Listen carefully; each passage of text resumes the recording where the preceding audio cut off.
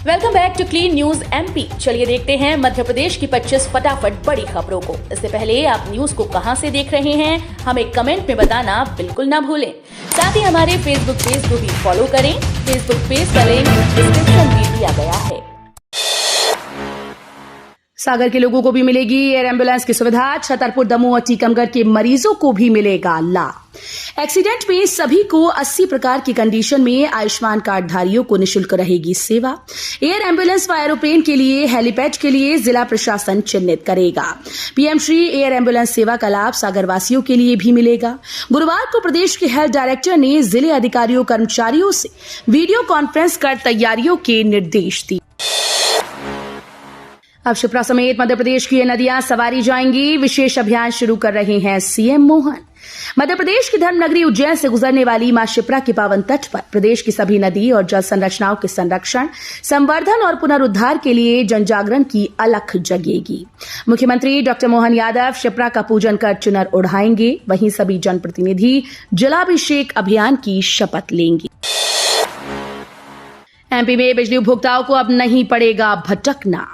MP के ऊर्जा मंत्री प्रद्युम्न सिंह तोमर ने अधिकारियों को निर्देश दिया कि बिजली बिल में हुई त्रुटि को सुधारने की प्रक्रिया समय सीमा में पूरी की जाए। साथ ही मेंटेनेंस प्रक्रिया को भी समय समय पर करते रहें, जिससे ट्रिपिंग में कमी आएगी। वहीं बिजली बिल मीटर लगाने के नियमों को आसान किया जाए। बता दें कि मंत्री के इस निर्देश के बाद बिजली उपभोक्ताओं को अब इधर उधर भटकना नहीं पड़ेगा। एमबीए पेपर लीक मामले में आईजीएल कॉलेज पर 5 लाख का जुर्माना। इंदौर के आईजीएल कॉलेज पर विश्वविद्यालय ने 5 लाख का जुर्माना लगाया है। आरोप है कि भाजपा नेता अक्षय कांतिबम के इस कॉलेज में एमबीए प्रथम वर्ष का पेपर लीक कराया गया था। इस पर जांच कमेटी गठित करने के बाद विश्वविद्यालय ने एक्शन लेते हुए ये जुर्माना लगाया। इसके अलावा संघवी कॉलेज पर भी सख्त कार्रवाई की। सरकार का बड़ा फैसला, 24 घंटे खुले रहेंगे मॉल, रेस्टोरेंट। मध्य प्रदेश सरकार ने बड़ा फैसला लेते हुए इंदौर, भोपाल को घंटों खुले रखने का फैसला किया। लोकसभा चुनाव 2024 का रिजल्ट आने के बाद प्रदेश सरकार ने mall, restaurant, IT sector, main market, business centre को 24 घंटे खोलने की मंजूरी दी। इसके आदेश श्रम विभाग की ओर से कभी भी जारी किए जा सकते हैं।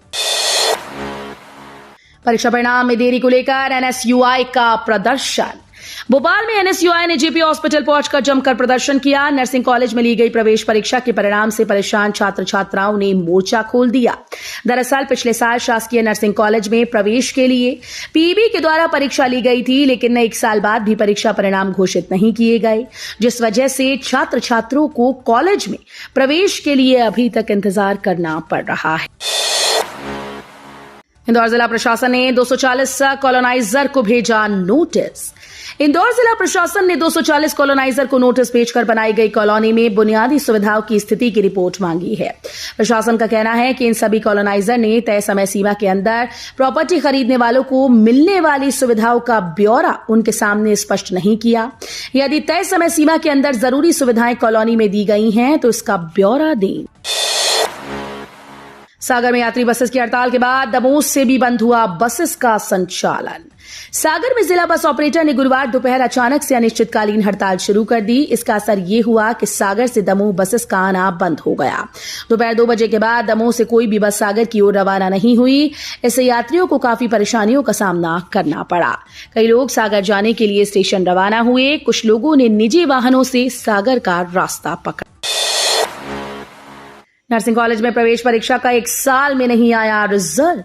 मध्य प्रदेश के नर्सिंग कॉलेज घोटाले का मामला अभी थमा ही नहीं था कि एक और मामला निकलकर सामने आ गया।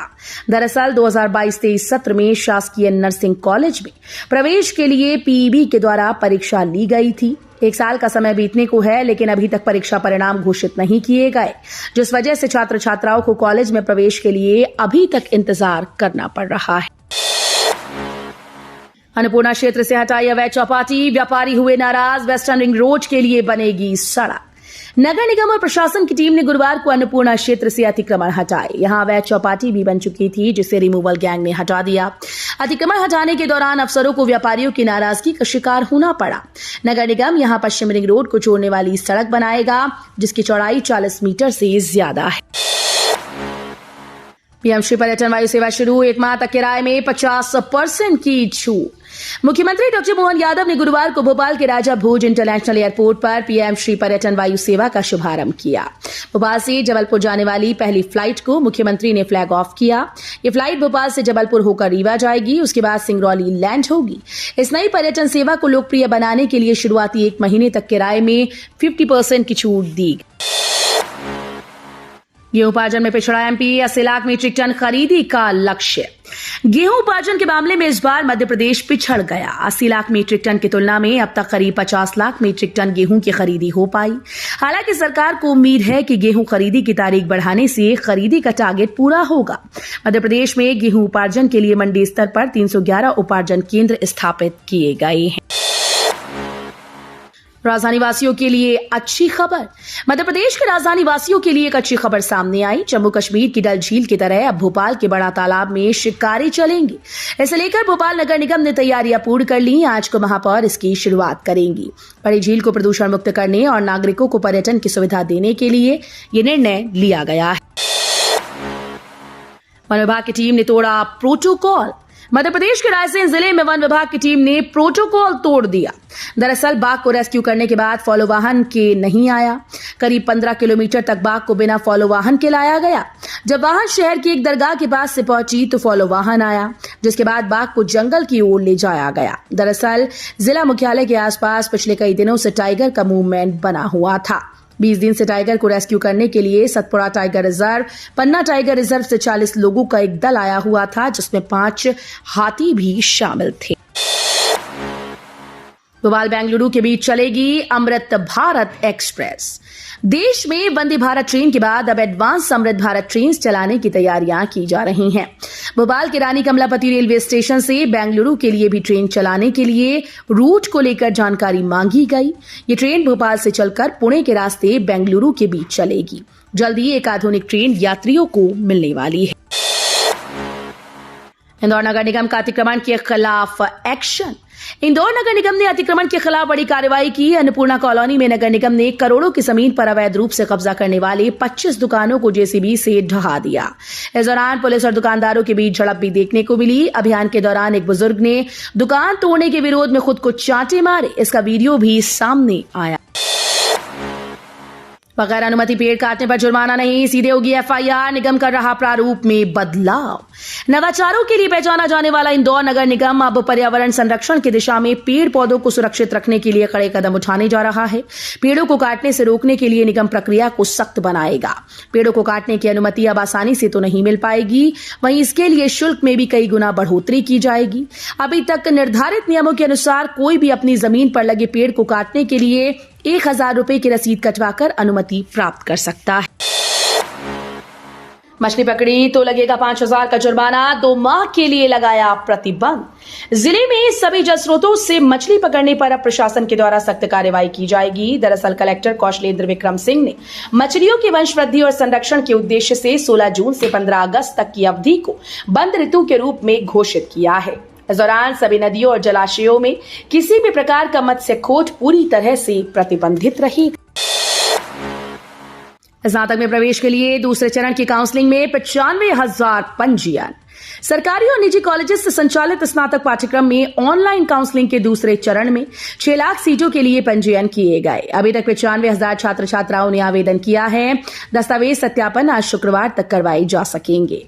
उच्च शिक्षा विभाग के मुताबिक पिछले चरण के मुकाबले इस बार 40% अधिक विद्यार्थियों ने पंजीयन करवाया है। 18 जून के आसपास आ सकता है मानसून। हवा के साथ नमी आने का सिलसिला जारी। दक्षिण पश्चिम मानसून धीरे धीरे आगे बढ़ रहा है। अगले 2-3 दिन में मानसून के महाराष्ट्र, छत्तीसगढ़ के अलावा उड़ीसा में आगे बढ़ने के आसार हैं। हालांकि मध्य प्रदेश में 18 जून के आसपास मानसून के आने की संभावना व्यक्त की जा रही है। वर्तमान में अलग अलग स्थानों पर बनी 4 मौसम प्रणालियों के असर से हवाओं के साथ नमी आने का सिलसिला बना हुआ है। रतलाम के सीएम राइज ने दुनिया के टॉप 10 स्कूल्स में बनाई जगह। मध्य प्रदेश के किसी सरकारी स्कूल ने पहली बार देश ही नहीं विश्व के 100 देशों के स्कूल के साथ प्रतिस्पर्धा करते हुए उन्हें पछाड़ दिया। ये है रतलाम जिले में विनोबा नगर स्थित CM rise school. The world's best school prize 2024 में टॉप 10 स्कूल्स में 4था स्थान हासिल किया। सच हुई मोदी की भविष्यवाणी, ऑल टाइम हाई पर मार्केट।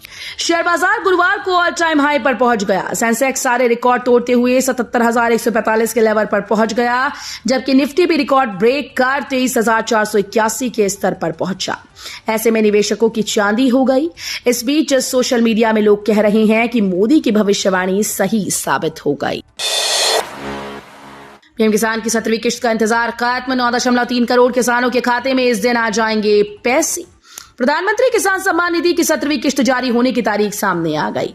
पीएम मोदी 18 जून को अपने संसदीय क्षेत्र वाराणसी से देश के 9.3 किसानों के बैंक खातों में 2-2 हजार रुपए ट्रांसफर करेंगे। इस दौरान किसानों के खाते में करीब 20,000 करोड़ रुपए भेजे जाएंगे। मोदी सरकार बनने के बाद पीएम मोदी ने सबसे पहला काम किसान सम्मान निधि की फाइल पर साइन किया था। अग्निवीर योजना में बदलाव कर सकती है केंद्र सरकार। सूत्रों के हवाले से खबर आ रही है कि केंद्र सरकार सेना में भर्ती योजना अग्निवीर में बदलाव कर सकती है। इसके तहत अग्निवीरों का कार्यकाल बढ़ाया जा सकता है। इसके साथ ही अग्निवीरों की रिटेंशन की सीमा बढ़ाई जा सकती है। फिलहाल सरकार कुल भर्ती किए गए अग्निवीरों में से करीब 25% को सेना में रिटेन करती है। लोकसभा स्पीकर को लेकर सस्पेंस खत्म। 26 जून को होगा चुनाव। लोकसभा स्पीकर चुनाव के लिए अधिसूचना जारी कर दी गई। इसके अनुसार स्पीकर का चुनाव 26 जून को किया जाएगा। 25 जून तक नाम का प्रस्ताव किया जाएगा। इसके बाद लोकसभा चुनाव में एनडीए के 293 जबकि इंडिया गठबंधन की 234 सांसद चुने गए। 18 सीटें अन्य के खाते में हैं। ऐसे में स्पीकर का चुनाव रोचक हो सकता है। तो ये थी आज की 25 फटाफट बड़ी खबरें। अगर आपको न्यूज पसंद आई हो तो वीडियो को लाइक और शेयर जरूर करें। धन्यवाद।